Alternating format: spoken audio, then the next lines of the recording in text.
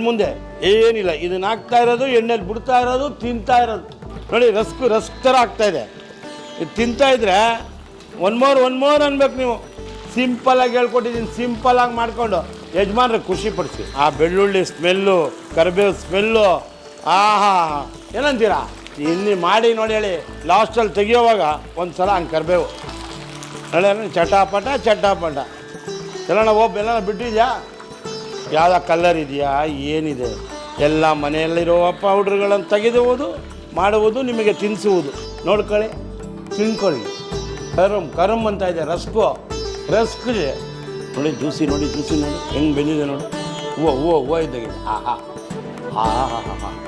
Extraordinary.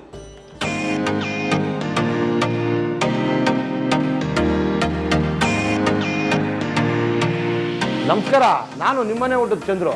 ಇವಾಗ ನಿಮಗೆ ಪುದೀನ ಕಬಾಬ್ ತೋರಿಸ್ತೀನಿ.